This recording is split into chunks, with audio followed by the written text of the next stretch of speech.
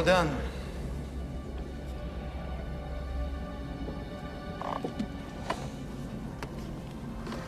In the mouth of madness.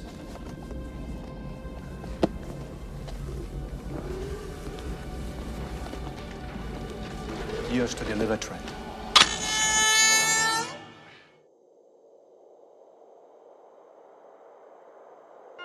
Bienvenue dans Dear Horror Movie, le podcast qui a le cœur à la bonne place, à savoir planté au bout de la machette du boogeyman.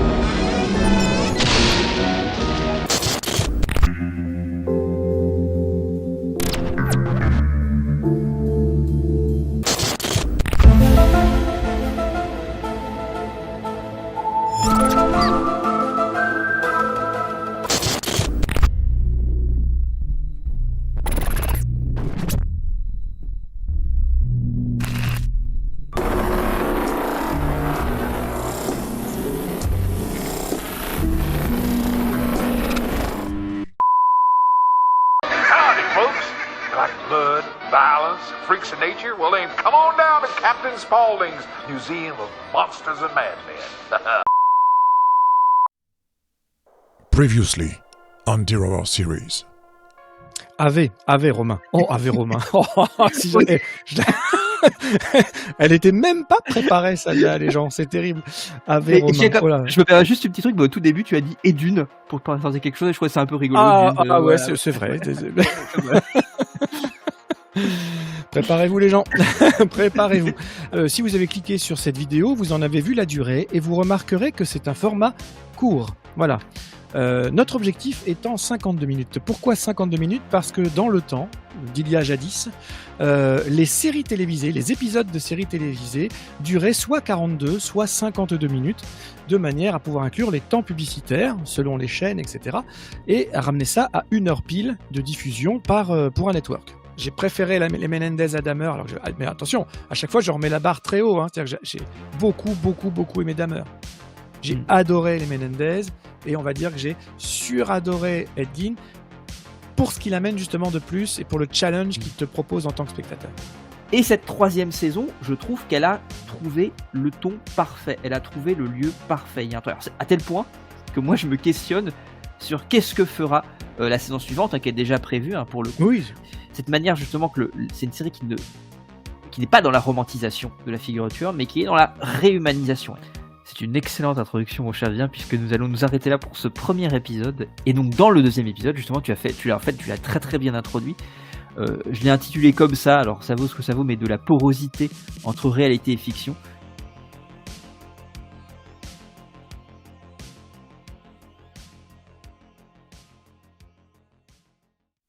Now on Dear Horror Series. Salut Vivien, comment vas-tu ? Salut Romain, salut les gens, je vais très bien. C'était un peu long par contre de devoir attendre 1 semaine avant de te parler à nouveau. Franchement, non, on ne trompe personne. Pour nous, c'est immédiat. On vient à peine on s'est même pas quitté. D'ailleurs, j'allais dire on vient à peine de se quitter, mais même pas. On a même pas déconnecté 2 secondes. Non. Donc pour nous, c'est fluide. Mais c'est surtout merci aux gens de revenir pour cet épisode 2 de Dear Horror Series. Je voulais créer un mythe comme quoi, voilà, ça faisait 1 semaine qu'on ne s'était pas parlé, que ça fait 1 semaine que je suis sous ma douche tout habillé en train de pleurer, mais ça va dû arrêter d'attendre. Mais voilà, oui, effectivement, ça ne fait que quelques secondes. Pour vous, il y a eu normalement un petit résumé des épisodes, de l'épisode précédent. Voilà, voilà, l'idée c'est vraiment de respecter un format sériel à donf. En revanche, on vous fait grâce des pubs. On est sympa. On vous fait grave, on vous fait grâce des pubs. J'aurais eu le courage d'enregistrer des fausses pubs que j'aurais mis entre, mais voilà. Là, on risque de manquer de temps. Le temps me manque pour ça.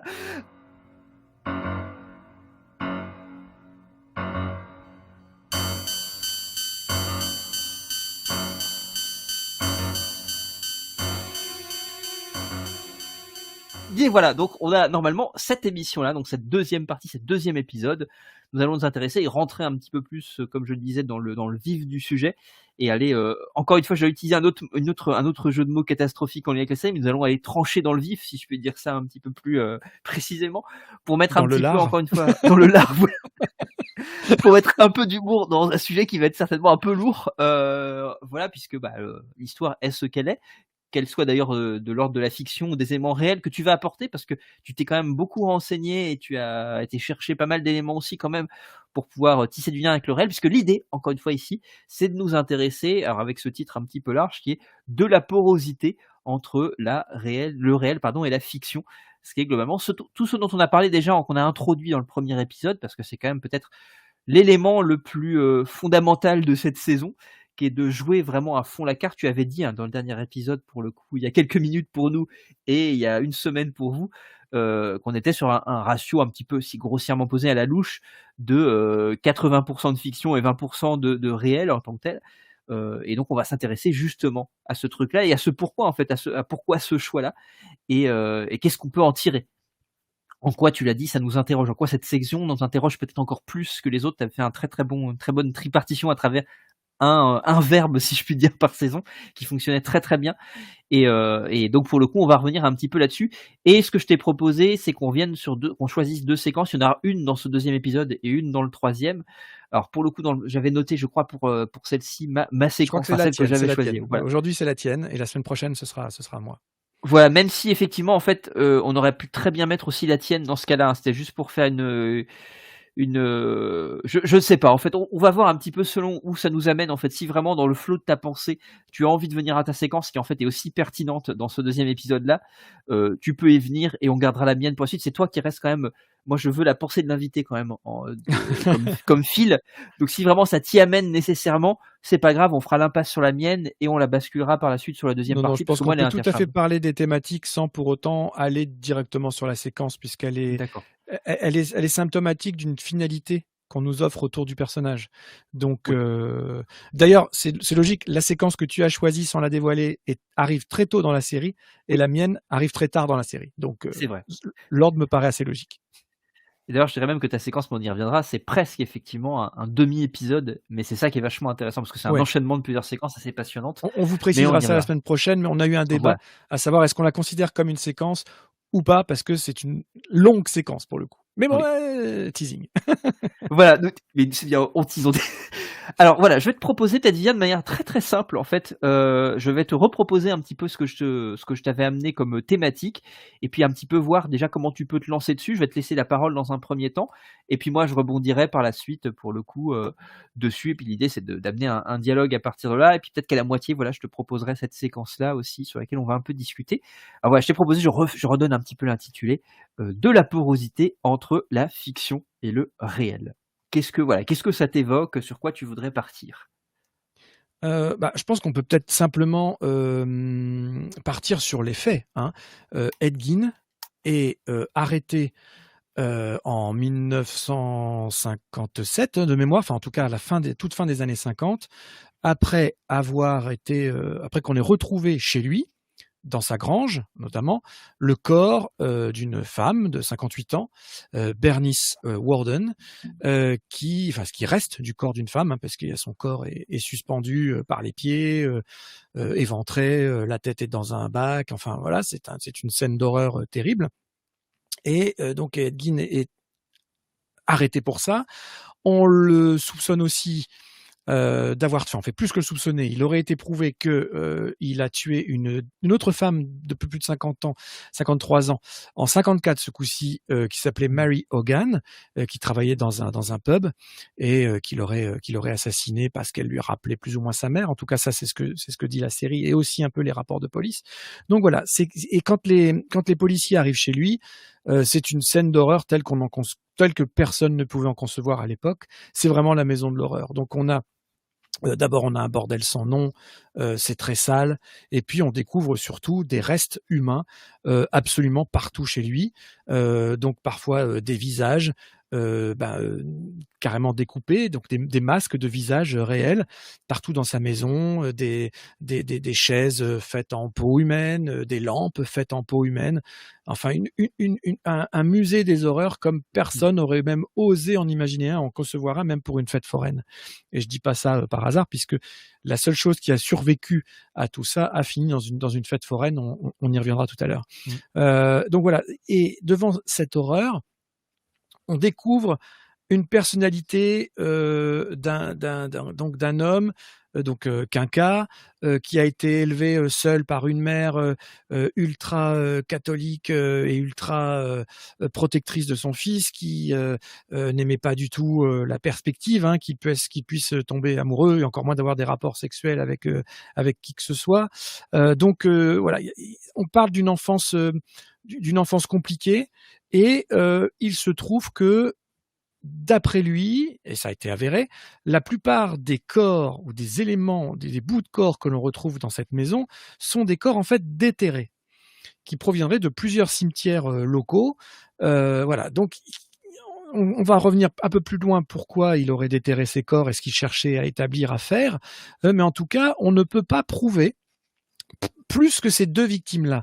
Et quand il sera finalement jugé, mais beaucoup plus tard, parce que dans un premier temps, il va être considéré comme inapte à apprécier son propre jugement, puisque considéré comme malade mental, quoi.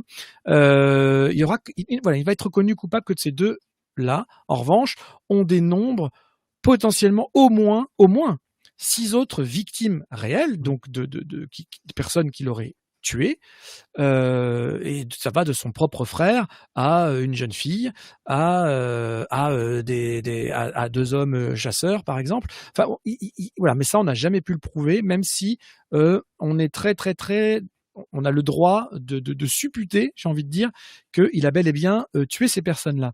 Et là où je reviens vers ta question d'origine de la porosité entre réalité et fiction, Ed Gein, donc Monstre, Ed Gein, donc la série cette fois-ci, prend assez le parti de considérer que ces autres victimes potentielles sont effectivement des victimes d'Ed Gein. Donc, pour qui ne se renseigne pas, pour qui ne fait pas quelques recherches, et pour donc cette personne-là, ce spectateur lambda, et je le dis encore une fois sans malice et avec tout respect, parce que quand on se retrouve devant une fiction, on n'a pas à aller chercher ailleurs normalement. On peut se contenter de ce qu'on nous raconte, en ayant bien à l'esprit que ça reste une fiction. Et c'est là où va y avoir tout le débat qu'on a commencé à voir la semaine dernière et qu'on va poursuivre aujourd'hui. Est-ce que un créateur ou un recréateur de série peut tout se permettre à loisir quand on part de faits divers réels? J'ai envie de prendre pour exemple le film de Tarantino, qui revisite, à mon sens très maladroitement, je déteste ce film. Okay. Rappelle-moi le titre. Once Upon a Time in Hollywood. Once Upon a Time in Hollywood. Ouais, alors qui porte bien son titre, mais là, bon, il prend le parti de complètement revisiter, de réinventer les événements liés à Charles Manson, etc. Et c'est un peu différent ici chez Ed Gein, parce que là où Tarantino va sauver les victimes réelles dans un Once Upon a Time, donc il invente une fable où ces victimes ne seraient pas décédées finalement, ce qui peut être louable ou pas louable, mais en tout cas pour quelqu'un qui ne connaîtrait pas la véritable histoire, c'est pareil, le spectateur lambda va penser que ces personnes ont survécu, voilà. Et bien là, à l'inverse, les personnes qui ne se renseignent pas sur l'histoire d'Ed Gein vont être persuadées que Ed Gein a tué toutes ces personnes-là, alors que au niveau légal, il n'est reconnu coupable que entre guillemets, du meurtre de ces deux femmes, Mary Hogan et Berenice Warden. Voilà pour une présentation très succincte, très succincte. Et toi, quel est ton ressenti sur ce même questionnement du coup? Ouais, en fait, elle est très très. Moi, j'ai un truc très Enfin, je trouve que c'est la saison la plus cinématographique. C'est-à-dire que ce qui est intéressant dans ce truc-là, pour moi, en fait, dans cette saison-là, c'est de questionner. Et je reviens un petit peu sur un truc qui arrive à toute fin, qui pour moi vraiment est une note d'intention extrêmement forte. Je reprends ce que j'avais dit au premier épisode, dans cette discussion qu'il a avec l'infirmière, une des infirmières avec qui il va s'attacher, en tous les cas. D'ailleurs, avec elle au début, c'est pas du tout facile. Et il s'imagine même la tuer à la tronçonneuse dans les toilettes, parce qu'elle est beaucoup plus dure, parce qu'il est, a priori, en tous les cas, c'est ce qu'on comprend dans un premier temps, il se lie plutôt avec une première infirmière qui est remplacée par la suite par une nouvelle infirmière. Mais en fait, tout est beaucoup plus complexe que ça. En fait, encore une fois, on est plongé dans son point de vue à lui, donc on ne sait jamais véritablement si ce que l'on voit est vrai ou pas, mais on y reviendra justement sur la séquence qui t'intéresse, parce qu'elle est vraiment intéressante pour ça. Et elle lui dit justement, voilà, on t'a dépossédé de ton histoire, donc il vient d'apprendre, c'est elle qui vient lui apprendre qu'il a un cancer, qu'il en phase 4, qu'il a quelques mois à vivre, et elle lui dit, voilà, il serait peut-être temps de raconter ton histoire. Alors d'ailleurs, elle commence pas par ça, elle le conclut, sa conclusion, c'est ça, c'est de dire, voilà, on a raconté tout un tas de choses sur toi. D'ailleurs, il parle de Hitchcock, puisqu'il explique que Hitchcock vient de mourir à ce moment-là aussi, quand on lui diagnostique ce cancer. On a raconté tout un tas de trucs sur toi, on a raconté des choses horribles sur toi, qui ne sont pas nécessairement vraies. On a raconté des choses, il y a plein de choses qu'on n'a pas racontées que tu as faites, et tu as fait des choses absolument horribles, mais on ne les a pas racontées. Donc on est sur ces deux trucs-là, c'est dire encore une fois, la fiction ne va pas le dédouaner de ce qu'il a fait en disant bon bah c'est les autres qui ont raconté, tu n'as rien fait. Non, non, il y a des choses que tu as faites qui sont absolument atroces, mais qui ne seront jamais racontées parce qu'on les a pas récupérées, on n'a pas de documents pour le dire, ou en tout cas ça n'a pas été reconnu, même juridiquement. Et il y a toi derrière ça. Est-ce que dans les quelques mois qui te restent à vivre, tu veux pas vraiment raconter ton histoire? Et lui refuse de le faire, en plus justement en laissant ce truc-là. Et ce que je trouve très intéressant là-dessus, c'est que la série a cette propension à la fois, parce que pour le coup, il faut quand même le dire, à travers la série, on a 3 moments, puisqu'il y a 3 films globalement qui sont fortement inspirés de l'histoire d'Ali. Il y en a plus en réalité, puisque même je sais que Scream aussi s'était amusé à récupérer des éléments aussi. On pourra en citer tout un tas d'autres. Qui va citer ouvertement, c'est-à-dire en allant nous projeter sur le tournage en tant que tel, véritablement des séquences, et en rejouant ces séquences-là, alors de manière intéressante, puisqu'il les rejoue aussi par rapport au fantasme qu'on en a. C'est-à-dire que première chose, c'est Hitchcock. On revoit la séquence de la douche, on y reviendra. Je rappelle que dans la séquence de la douche de Hitchcock, il n'y a pas un seul plan où on voit le couteau pénétrer la chair. Là, pour le coup, on va nous remontrer une séquence ultra gore où on va nous montrer ce qui se situe entre les plans, en filigrane, ce que les plans suggèrent mais ne montrent pas, mais que le fantasme du spectateur a produit. Et donc là où on va s'intéresser au fantasme effectivement que nous avons vis-à-vis d'Ed Gein, on va s'intéresser aussi au fantasme que nous avons vis-à-vis des œuvres qui s'inspirent d'Ed Gein. C'est pareil pour Massacre à la tronçonneuse. Dans Massacre à la tronçonneuse, c'est un film qui a une réputation, de par ce que le titre suggère, d'une œuvre gore extrêmement explicite, alors que je rappelle que dans Massacre à la tronçonneuse, il y a très très peu d'effusion de sang. Il doit y avoir le premier meurtre au marteau où on voit globalement un peu de sang sur le corps, enfin beaucoup de sang sur le corps d'un personnage, mais le seul moment vraiment où on voit la tronçonneuse en tant que telle tranchée, dans le vif, c'est surtout quand Leatherface la fait tomber sur sa propre jambe. Mais à part ça, il y a très très peu de sang. Le film est sale, traumatisant à plein d'égards, mais il montre très peu. Là, effectivement, on va voir Ed Gein jouer de la tronçonneuse, et les séquences sont très sanglantes, et les séquences qu'on voit qui sont réinterprétées de Massacre à la tronçonneuse sont des séquences hyper sanglantes. Encore une fois, ce qui n'est pas le cas.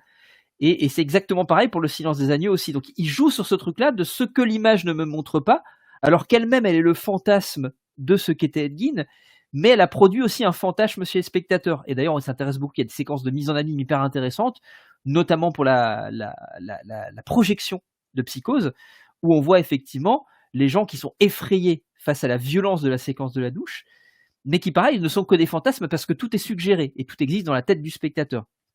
Avec cette mise en abîme géniale de Hitchcock qui regarde à travers le trou de la serrure et qui jouit de voir les spectateurs absolument terrifiés et qui ramène au personnage de Norman Bates, etc. Et en plus, on va travailler aussi sur les acteurs qui ont incarné. Je pense notamment au personnage, pour le coup, d'Anthony Perkins aussi, qui est aussi très intéressant, sa manière de travailler, le parallélisme entre ces deux personnages qui est établi, ou sa manière dont il va se projeter dans le personnage, et qui se questionne justement aussi sur la réalité ou pas de ce qui est raconté sur le personnage. C'est hyper intéressant, la discussion entre Hitchcock, parce qu'il faut quand même aussi ajouter un élément en plus. C'est-à-dire qu'il y a Ed Gein, mais il y a aussi un bouquin à la base qui a inspiré Psychose. Donc il y a encore un élément encore qui est encore poreux entre les deux. Donc il y a ce truc-là presque de déformation à travers l'histoire qui est hyper intéressant, qui est qu'à interroger. Et à partir d'un moment, on se pose la question effectivement, où est ce qui est vraiment Ed Gein, et où est véritablement la fiction, et en quoi justement la fiction n'a pas pris complètement le pas sur ce personnage-là. Et en même temps, ce que je trouve très intéressant, c'est que ça interroge aussi le statut du tueur en série dans le cadre de la pop culture, et aux États-Unis en particulier, qui est fait mythe, qui devient icône de la pop culture.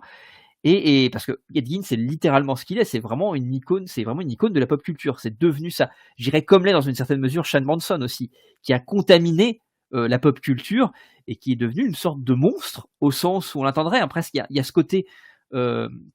C'est pas anodin que le film interroge justement Ed Gein aussi, qui va lire des pulps pour le coup sur Ilsa, donc la chienne de Buchenwald, qui a aussi droit dans le cinéma d'exploitation à ces adaptations, si je puis dire, aussi, qui sont des films qui ont rendu effectivement la nazisploitation aussi à la fois crapoteuse que parfois assez hilarante, parce qu'il y a des moments assez hilarants dans ces trucs-là. Mais c'est du cinéma d'exploitation. Il y a tout ce questionnement qui est hyper intéressant justement sur la question d'en faire deux. Ed Gein est devenu, tu l'as dit tout à l'heure, tu as utilisé ce mot-là au tout début du podcast, un boogeyman. C'est devenu une sorte de monstre, presque une sorte de super vilain au sens où on dans un comics. C'est le père fondateur du boogeyman, quoi. C'est le père fondateur du boogeyman. Il y a plein de choses intéressantes là dans ce que tu viens de dire, parce que pour revenir 2 secondes sur Hitchcock, c'est vrai que le fait que la série nous propose plusieurs allées et venues sur des tournages de films, ou sur des intentions de tournage même, parce qu'on voit Toby Hooper imaginer son massacre à la tronçonneuse dans la file d'attente, etc. Ce qui pour le coup est une anecdote réelle. C'est-à-dire que lui-même avait déclaré que c'est comme ça que l'idée de faire quelque chose sur quelqu'un qui tronçonnerait les gens, ça lui est venu d'une file d'attente interminable où il a vu une tronçonneuse sur le mur et ça lui donnait envie de découper tout le monde pour avancer plus vite.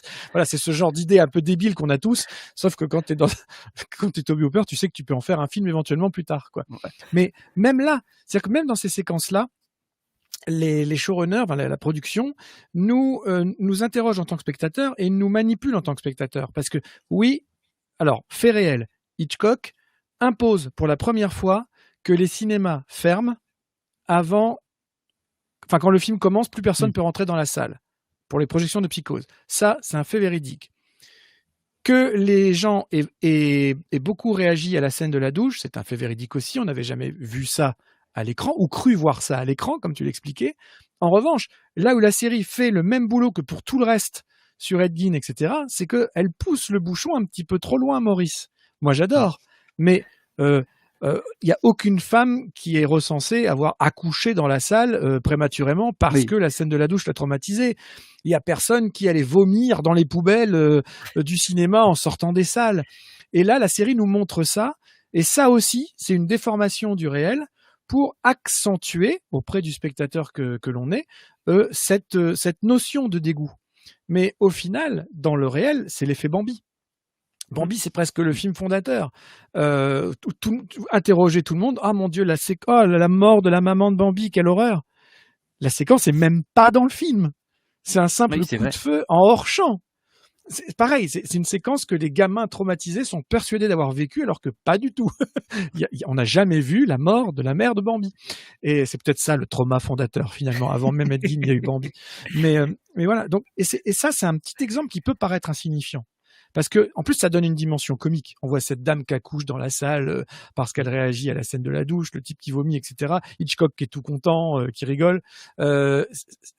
C'est une manière pas de sublimer, de suraccentuer des émotions, de suraccentuer des intentions même.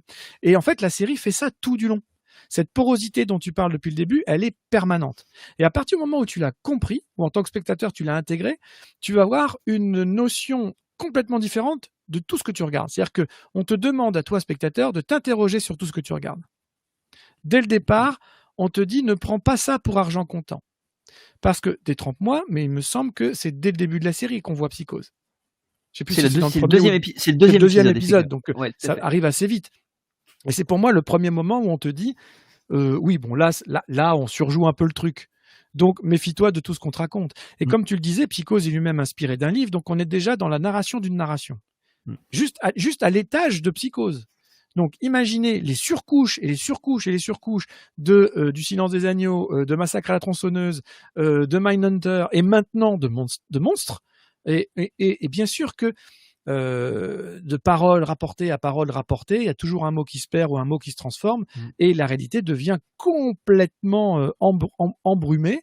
Sauf que celui qui la reçoit, cette vérité, 60 ans plus tard, c'est la première fois qu'on lui raconte. Donc tout ce qu'il a sur l'écran, il va le prendre pour argent comptant.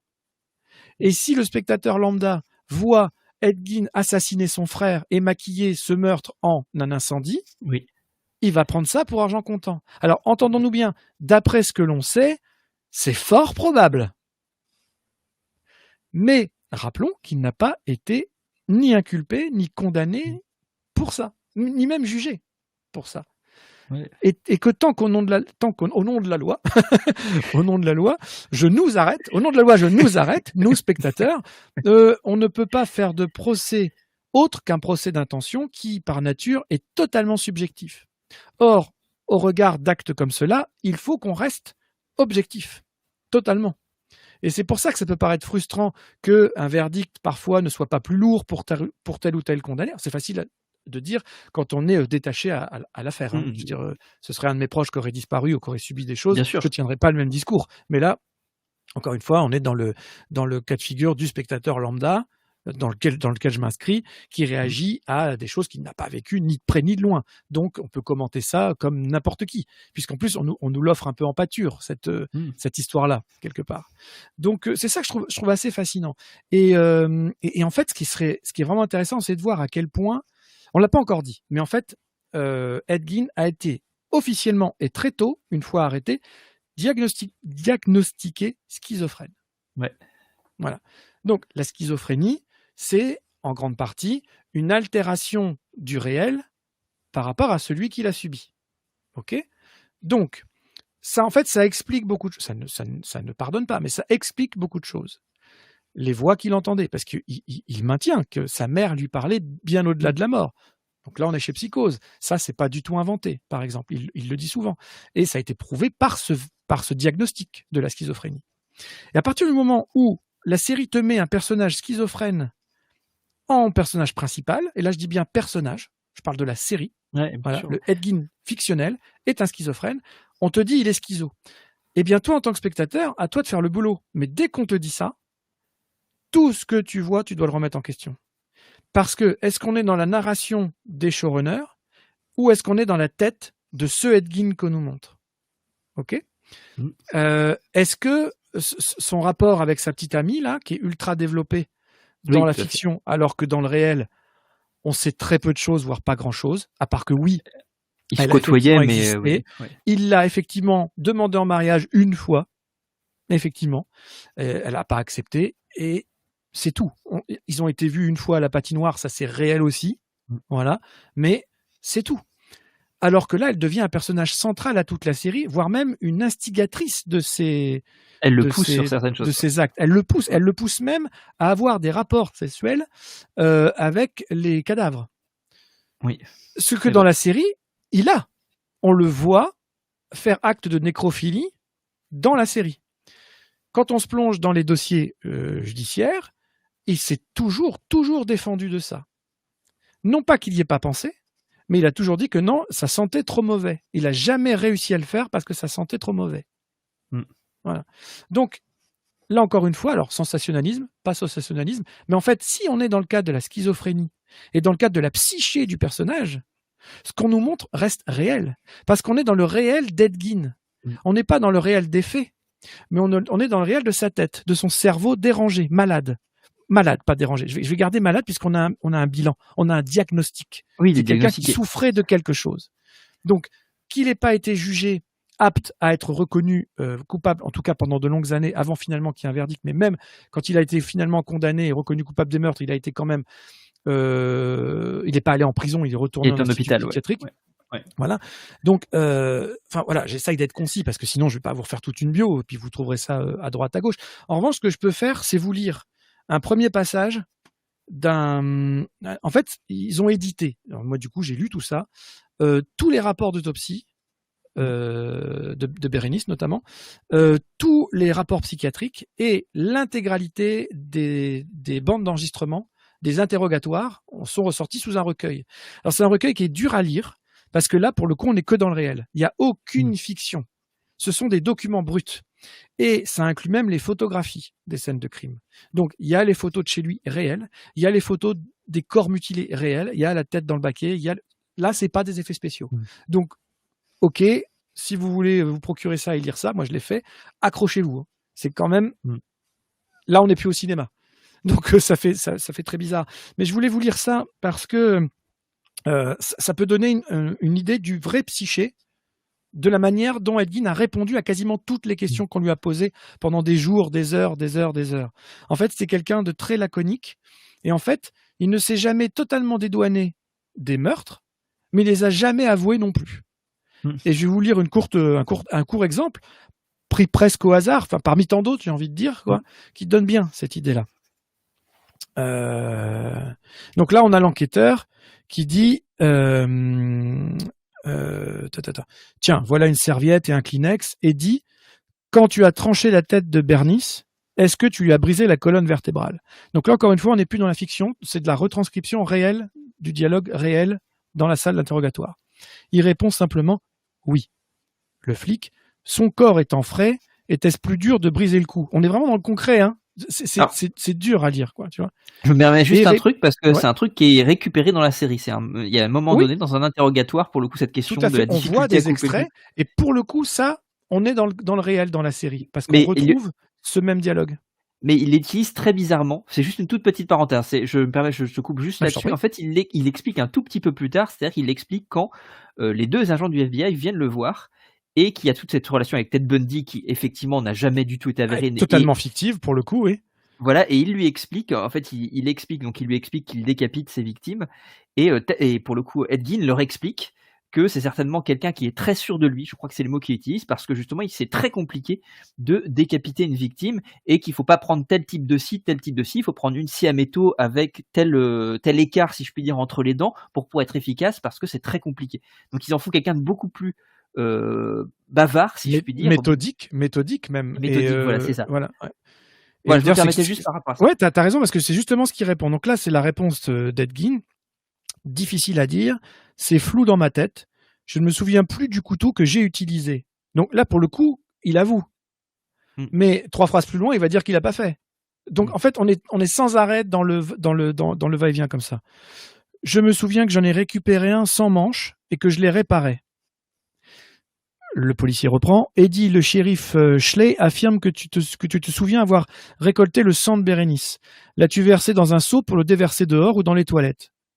Et il répond juste exact. Il répond pas à la question. Tu te souviens du seau? Oui. Je ne suis pas sûr, mais ça devait être ça, oui. Tu te souviens du sang qui coulait de son cou? Tu lui as mis le seau sous le cou, c'est bien ça? Sous son corps.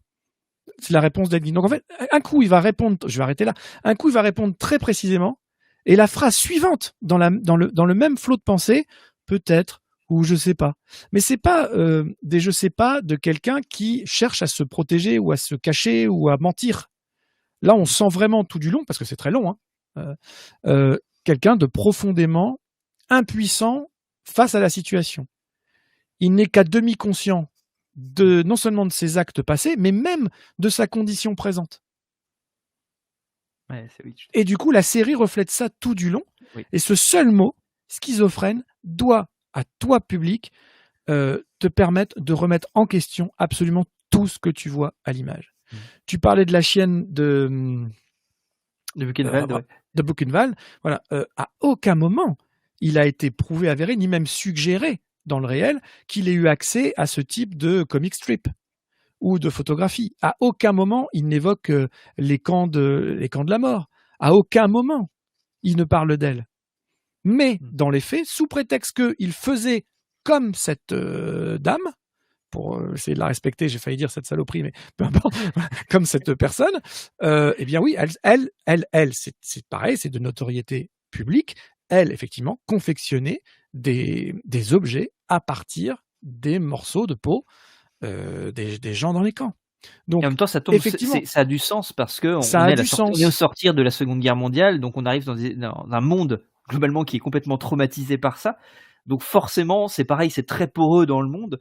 Et donc c'est en fait, je dirais presque ce qui est intéressant, c'est que c'est pas évidemment, c'est pas, comment dirais-je, c'est pas impossible que ça ait pas infusé Ed Gein comme ça a pu infuser tous les gens, le monde entier à cette époque-là.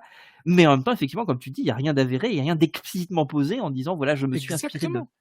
Et c'est pour ça que je vous ai lu ce très court passage, parce qu'il reflète bien, comme ça, on doit prendre toute la série dans sa globalité comme ça. Ed Gein est quelqu'un qui a toujours répondu peut-être, je sais plus, peut-être que c'était comme ça, mais je m'en souviens pas. Et en fait, tout est sujet à interprétation à partir de là. Et alors chez lui, on a alors pour le coup, on a les rapports de fouilles. On n'a absolument rien retrouvé là-dessus.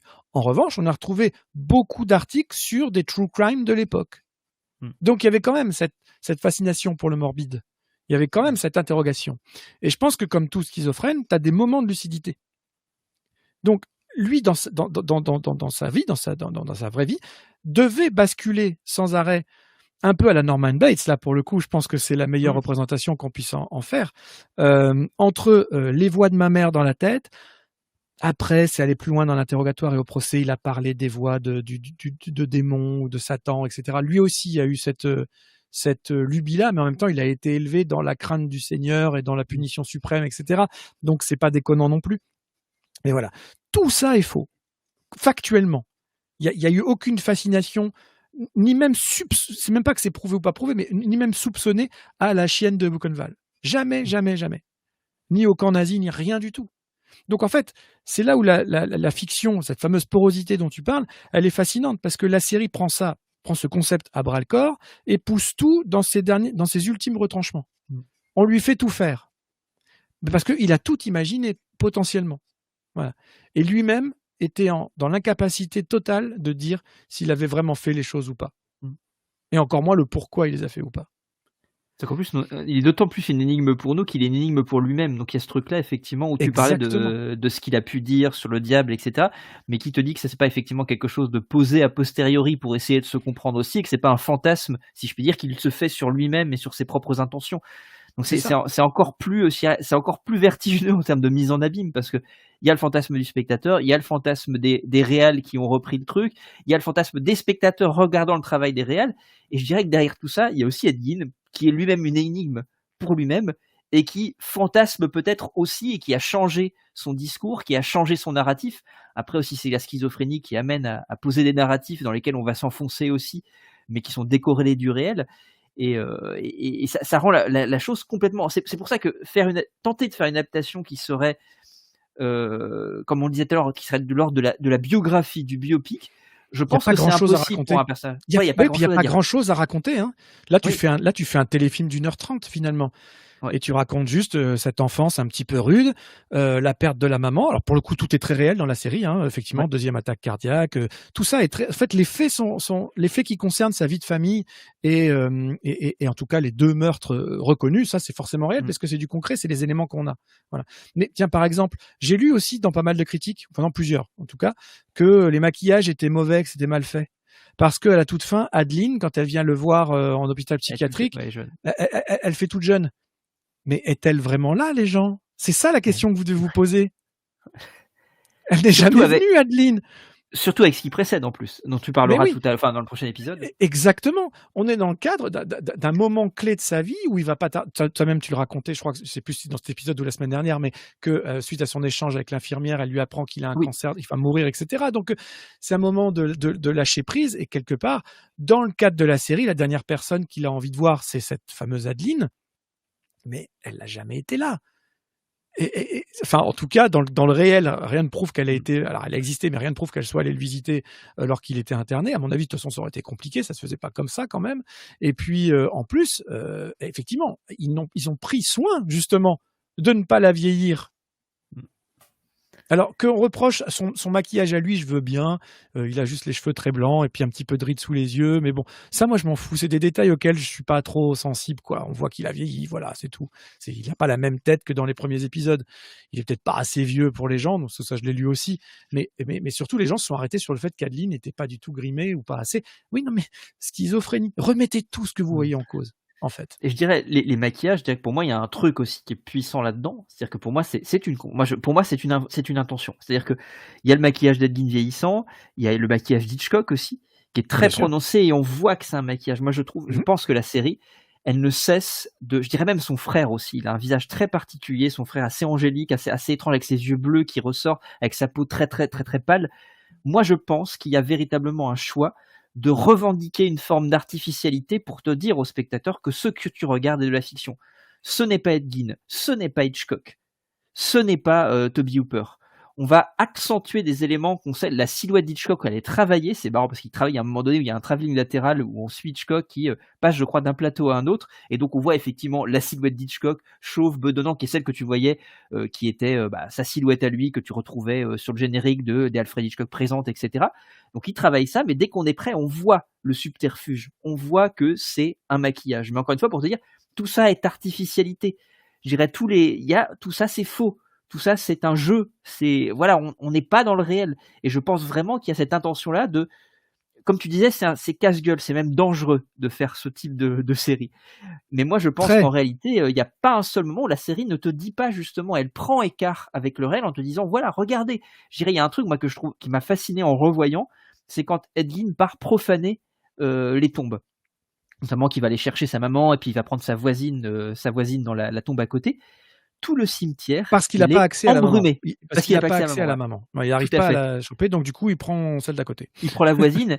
et ce qui est étonnant, c'est que le cimetière, il est embrumé. On se croirait dans un film de la Hammer. C'est-à-dire que là, on est dans un territoire qui est fantastique à ce moment-là. Tout est complètement. Il y a à aucun moment, en fait, à l'exception de ces moments, tu as raison, dans la maison, en fait, il y a un jeu continuel entre le sordide qui va être d'autant plus choquant parce qu'il va soudainement te dire, ah là, ça me ramène au réel. Et il y a ces moments justement où, par exemple, pour parler de Psychose ou de Massacre à la tronçonneuse, où on va partir complètement à la fiction, et là c'est très cathartique en fait, il y a un truc très amusant. Les quelques séquences avec la tronçonneuse, la séquence de la douche, elles ont quelque chose d'hyper jouissive, parce qu'elles ramènent pas à la réalité, mais à une dialectique de cinéma d'horreur. Et c'est hyper intéressant, parce que là, ils jouent en fait sur les deux, effectivement. Et en fait, voilà, c'est encore une fois pour te dire, tout ça c'est artificiel. Tout ça, ce n'est pas le réel. C'est pour ça que j'ai du mal à saisir parfois les critiques, parce que je pars du principe qu'un individu qui écrit une critique, c'est quelqu'un qui a un tant soit peu de connaissances dans la grammaire du cinéma. Et en fait, la série, par sa mise en scène, par son design, sa production design globalement, ne fait que te démontrer qu'elle est artificielle pour te dire c'est de la fiction. C'est pour ça que pour moi, ces critiques-là ne sont pas légitimes, parce qu'elles témoignent d'une incompréhension de la grammaire la plus basique, la grammaire et du vocabulaire le plus basique du cinéma. Parce qu'elle, pour le coup, je trouve aussi, et petite parenthèse, c'est la saison pour moi la plus cinématographique aussi totalement, des trois, totalement, de très loin. Ouais. Très très loin. Et c'est très vrai, parce qu'en fait, si cette série ne nous avait pas donné les clés, comme elle le fait en permanence, là, la question de la légitimité aurait pu se poser. Si tout ça était traité très premier degré tout le temps, mais c'est pas le cas, les gens. C'est jamais le cas. Alors là, on parlait des effets, des masques, de la brume, mais même dans l'écriture et dans le ton, c'est jamais. Par exemple, il a été avéré qu'il s'était construit un costume intégral de femme à partir de différents éléments de peau, mais il n'a jamais été établi qu'il le portait. Alors, il l'a sûrement porté, mais peut-être pas. À partir du moment où le doute subsiste et où lui le nie, ou en tout cas n'en parle même pas, on ne peut pas savoir. Mais quand on fait une fiction comme celle-là, on est bien obligé de prendre parti sur un truc aussi bête que ça. Est-ce que ce costume, il l'a fabriqué juste pour peut-être le mettre à d'autres corps par-dessus pour qu'elle ressemble encore plus à sa mère? Parce que ça, le fait avéré, c'était ça. Hein, le fait de vouloir ramener sa mère à la vie. Ça, clairement, c'était ça. Donc là, on est dans Norman Bates à 300%. Mais encore une fois, tellement peu de choses est avéré que qu'est-ce qu'on raconte sinon? Et cette série, ce qu'elle raconte, c'est la fascination du morbide et son impact sur le cinéma américain. Ça ne raconte pas l'histoire d'Edgin. Ça raconte. En fait, c'est ça le truc qu'il faut capter. C'est que, alors ça peut, mais je comprends que ça puisse dérouter et qu'on puisse trouver ça pas bien. Quand je disais que j'ai pas regardé cette série avec ma compagne, elle aurait jamais supporté que je lui tienne ce discours. Oui, d'accord, ok. Voilà, bon, déjà, elle aurait eu du mal avec les séquences glauques et tout ça, mais si en plus je lui avais dit, là, tu vois, là, ça s'est pas passé comme ça, ou on sait pas, ou là, par exemple, mais non, mais là, c'est dans sa tête, là, on sait. Et elle m'aurait, ah non, mais là, toi, soit tu me racontes l'histoire du gars, soit tu me la racontes pas. Mm. Tu vois. Et elle a raison. Et c'est ce que vont penser, tiens, pour rester dans les pourcentages, je garde le même pourcentage, 80% du public, du grand public. Et c'est normal. Il pense qu'on va lui raconter la véritable histoire d'Ed Gein. Surtout au regard des 2 saisons précédentes, qui ont raconté plutôt fidèlement les histoires de Dahmer et des frères Menendez. Donc c'est vrai que c'est ultra déroutant.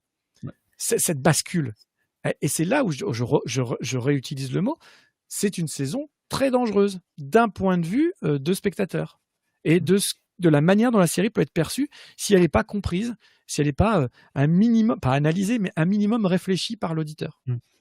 Et j'ai rarement l'occasion de voir un spectacle, oui, parce que c'est un spectacle, tu vois, le mot est sorti tout seul, mais il n'est pas galvaudé, qui soit si poreux à ce point. Vraiment, ça fait partie des choses les plus incroyables qui m'étaient données de voir de fil fin entre réalité et fiction. Et en plus, il y a un autre truc qui fait que confirmer ça, c'est-à-dire que, encore une fois, que ce n'est pas l'histoire d'Ed Gein, c'est-à-dire que le fait, effectivement, je reviens aux séquences qu'on reprend, parce qu'il le fait pour les 3, il le fait pour Psychose, Massacre à la tronçonneuse, et alors pour Psychose, c'est la douche, pour Massacre à la tronçonneuse, il reprend la séquence, alors en plus c'est intéressant parce que le moment où ça pourrait être insupportable pour moi spectateur, qui est ce moment justement, alors c'est la babysitter pour le coup, il la pose sur une chaise et il prend le cadavre de sa mère pour le coup, qui n'est pour le cadavre de la voisine de sa mère, celui dans le cimetière. Il lui donne donc un marteau à la main, donc elle est morte, donc il essaie de la faire tenir et il met une bassine en dessous et il fait frapper avec le marteau la main de l'amant. Ce qui convoque évidemment la séquence de Massacre à la tronçonneuse. Ce qui est marrant, c'est ce qui est marrant entre grosses guillemets, mais quand tu as vu Massacre à la tronçonneuse, tu vois en plus ce truc venir. Il y a un truc intéressant. Il y a aussi un jeu avec le spectateur qui, je puis dire, est initié à ce cinéma. Parce qu'en fait, à certains moments, tu attends effectivement en fait le fantasme que produit le fait qu'on va appréhender une séquence, parce qu'il te donne tous les éléments pour dire il va faire ça, va immédiatement convoquer non pas ce qu'est Ed Gein, mais le fantasme que le cinéma en a produit. Et donc on revient sur la séquence qui est la séquence qui suit le repas avec Massacre à la tronçonneuse, où il ramène Grandpa, et Grandpa, alors qui pour le coup est vivant, parce que Grandpa il est un peu fantastique et il est un peu vivant quand même s'il est très très vieux, et il va essayer de frapper la tête de l'héroïne sur ce saut-là. Et en fait, ce que je trouve, c'est que là où ça pourrait être insupportable à regarder, et d'ailleurs il commence sa séquence et c'est insupportable à regarder, immédiatement on repasse au cinéma, et donc là il te dit ce n'est que du cinéma, ce n'est pas encore une fois l'histoire d'Ed Gein, c'est autre chose. Ça me rassure, et il y a quelque chose en fait où il souffle continuellement le chaud et le froid, et une fois que cette séquence est finie, où on a vu donc la séquence de Massacre à la tronçonneuse retravaillée, et je dirais c'est important de dire qu'elles sont retravaillées parce qu'elles sont factuellement beaucoup plus graphiques justement pour jouer avec le fantasme que tu avais de cette séquence que tu as vue et de travailler ce qui se passe entre les images et qui n'est pas montré par les images elles-mêmes. On te montre qu'on est sur un plateau de cinéma et il y a le coupé et on se retrouve avec une caméra qui filme la caméra en train de filmer. Il le fait pour les 3, il le fait pour la douche, il le fait pour cette séquence-là et il le fait pour la séquence de la danse de Buffalo Bill dans Le Silence des Agneaux. Et là, encore une fois, on te dit c'est du cinéma.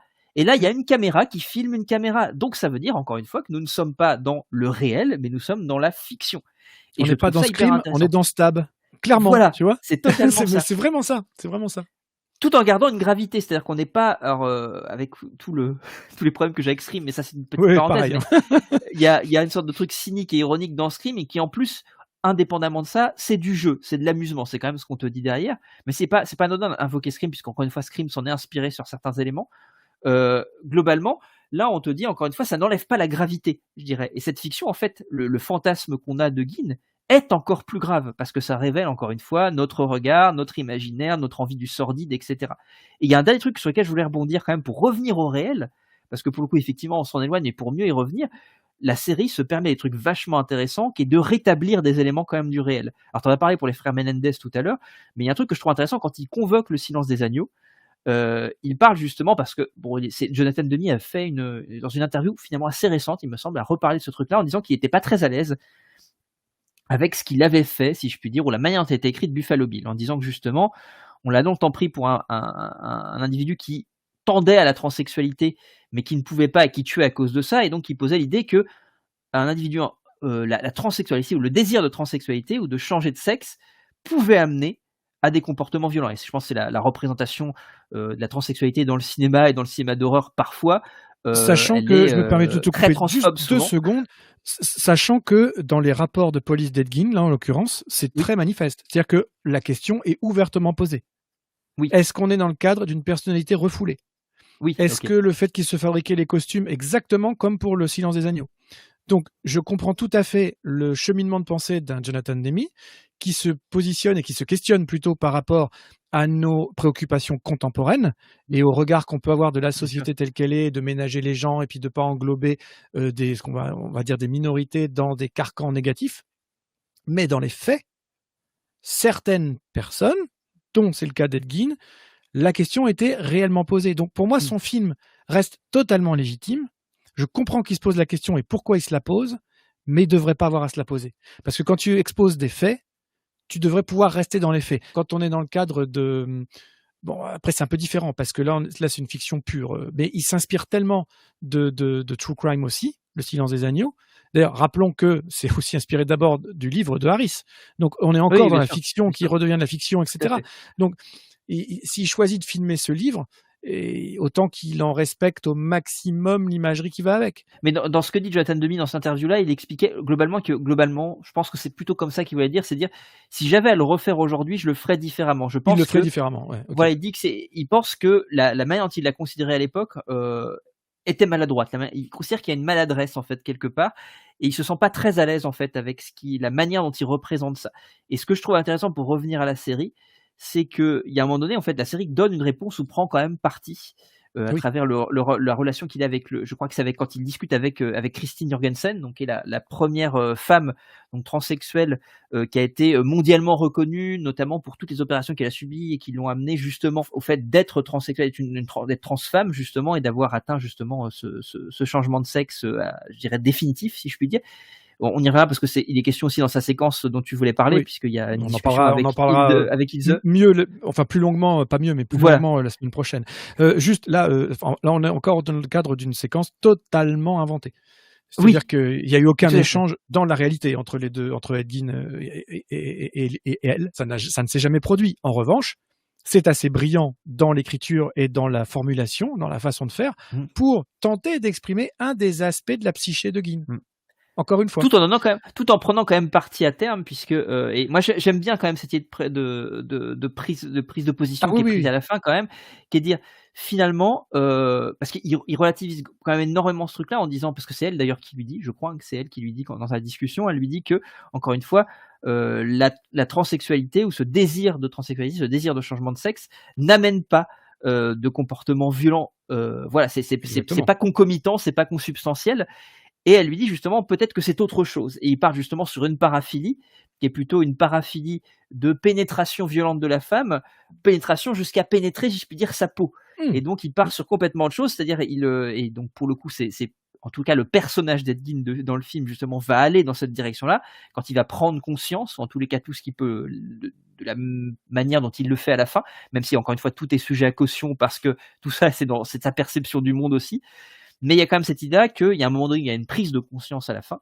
Et à ce moment-là, justement, on va plutôt prendre parti sur cette question. Alors, j'ai plus le mot en tête de cette paraphilie, et ça me reviendra, mais cette idée justement de possession et de pénétration violence de la femme, jusqu'à pas de vouloir encore une fois devenir une femme, mais vouloir pénétrer la femme de la manière la plus littérale qui soit, c'est-à-dire se glisser littéralement sous sa peau, et le fantasme qui peut en résider. Et justement, je trouve c'est intéressant cette prise de parti là, et je trouve que c'est assez intéressant si encore une fois on le met en lien avec les questionnements de Jonathan Demme sur absolument. c'est super intéressant. Je pense que tu as 100% raison, et ça ne peut pas être anodin. Là, c'est vraiment la production de la série qui quelque part rend hommage à Demme en se positionnant en la faveur de son questionnement, quelque part. Sachant que faut quand même rappeler aussi que Ryan Murphy, c'est quand même important. Il est très homosexuel, il est très dans la cause queer aussi. Il suffit de suivre sa filmo complète. Voilà. C'est un militant. C'est un militant tout et tout à fait engagé et reconnu, quoi. Et la série a quelque chose comme ça, hein. Je trouve qu'en particulier cette saison-là est aussi très queer en fait à sa manière. Il y a un truc vraiment que je trouve très intéressant aussi. On pourra en reparler parce qu'il y a aussi le personnage qui va aussi intervenir pareil, une correspondance qui n'est pas certaine non plus. Okay. Alors pour le coup, je crois qu'elle est semi-certaine avec Richard Speck. C'est Richard Speck oui, Richard Speck, c'est ça. Qui est ce tueur en série qu'on voit aussi dans Mindhunter. C'est intéressant parce qu'on va retrouver un certain nombre de tueurs qu'on trouve dans Mindhunter, dont Brudos et Speck. Et alors je crois que c'est dû à une médicamentation sa médicamentation qui lui aurait fait pousser une Oui, poitrine pour le coup. Exactement. Oui, c'est une médication. C'est pas une opération. Hein. C'est pas. Voilà. Voilà, tout à fait. Mais du coup, il a transformé ça en. Je sais pas si on peut dire un avantage, mais en tout cas, il a transformé ça pour sa vie en prison, quoi. Il en a Oui, beaucoup tout à fait. usé. Tout à fait. Voilà.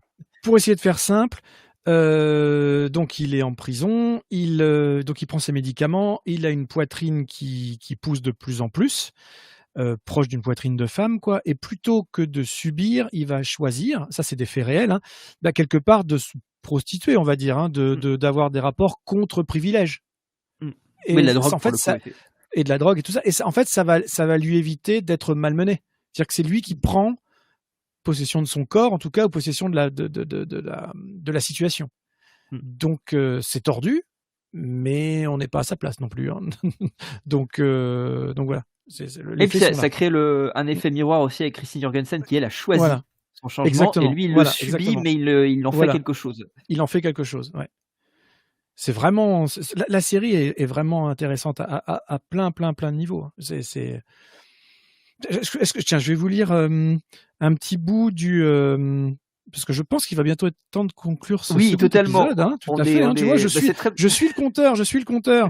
Donc, eh bien, pour conclure ce second épisode, je vais vous lire un petit bout du rapport psychiatrique. Là, c'est plus Ed Gein qui parle, ce sont les professionnels. Et donc, je vais vous lire un bon petit bout. Mais c'est super de terminer sur un truc, pour le coup, pour revenir sur la thématique.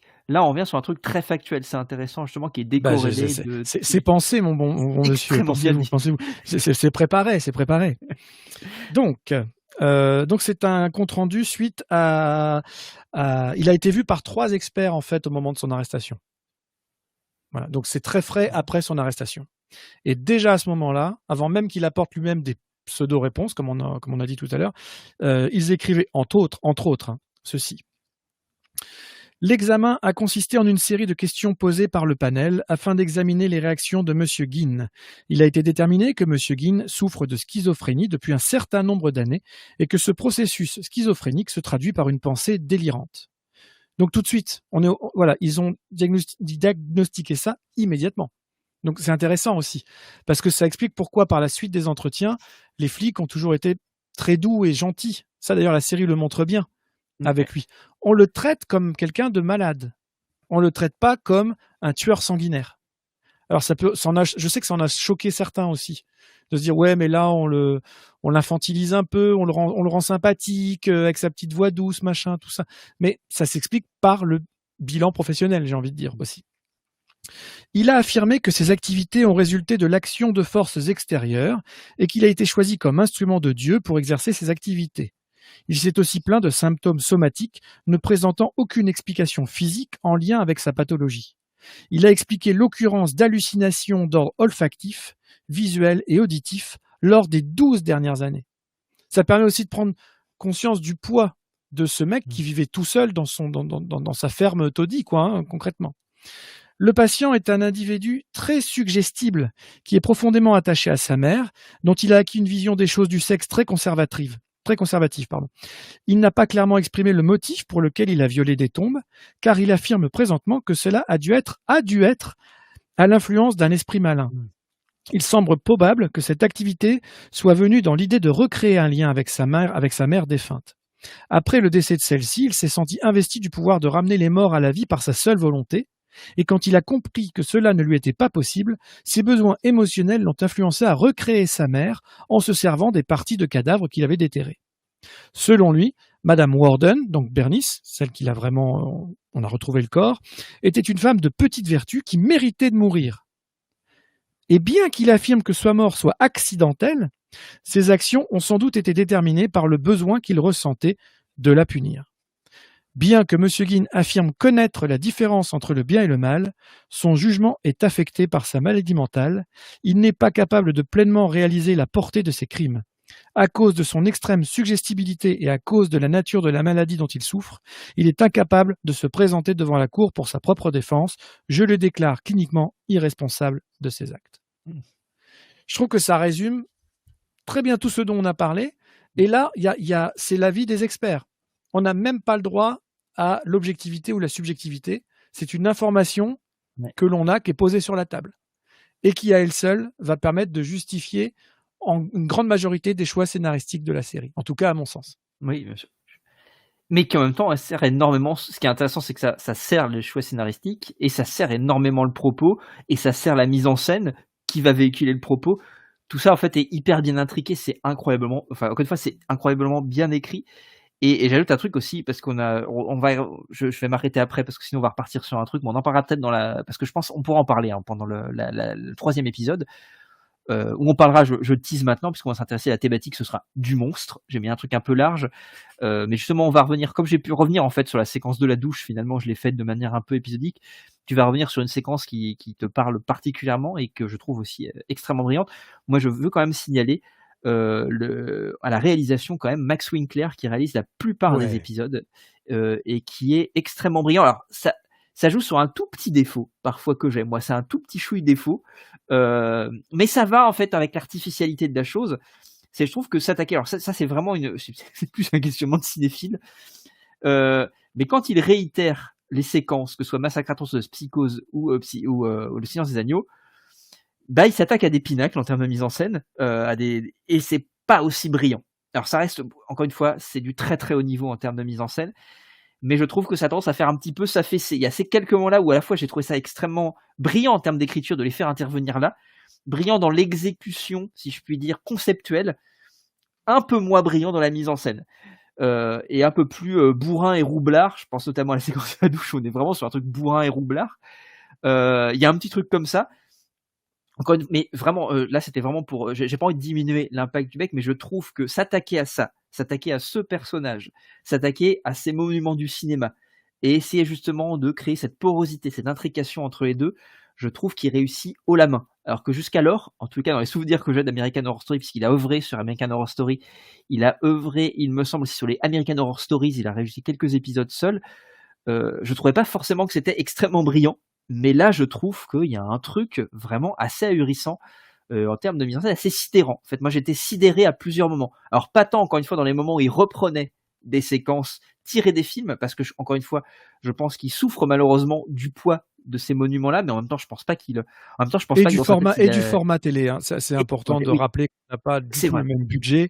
On n'est plus là, en plus on est sur un tournage numérique et plus pellicule, ce qui enlève aussi pas mal d'impact. Et on est là pour le coup, on est dans le biopic, dans la tentative de reproduction de quelque chose, et on a beaucoup moins de temps en télévision. Même si c'est tout Netflix que ce soit, on a beaucoup moins de temps d'exécution. Donc tout ça s'explique aussi par des contraintes budgétaires et de temps, tout simplement.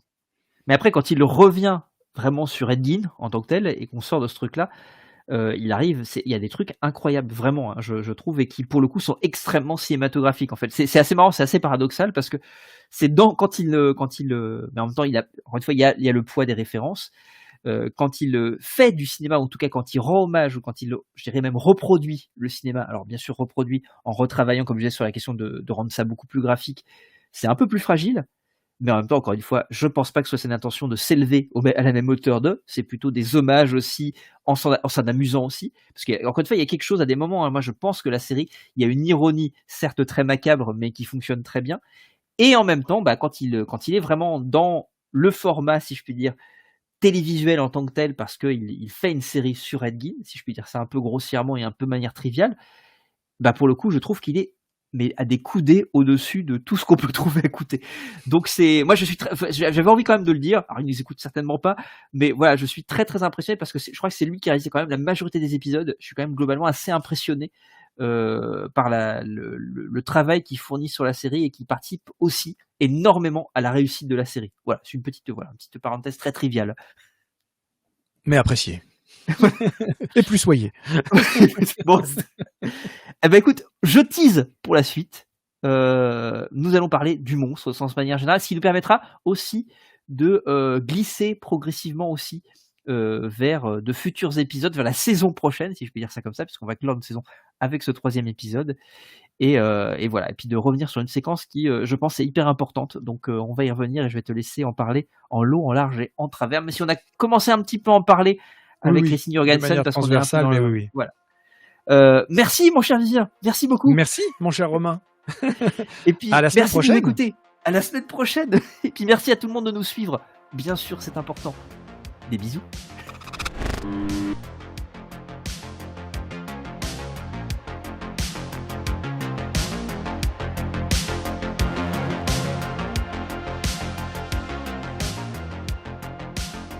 Next Saturday on DRL Series.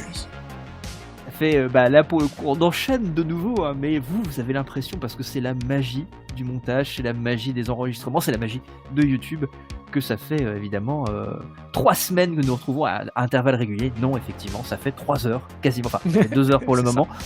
Et on va enchaîner avec le 3e épisode. Tiens, C'est- pour un mot qu'on n'a pas encore employé, je dirais qu'elle est radicale. Tiens, je crois qu'on ne l'a pas encore Totalement. employé ce mot-là depuis le début. C'est une série, c'est une saison radicale. la notion de monstre en tant que tel qui donne son titre aux 3 saisons.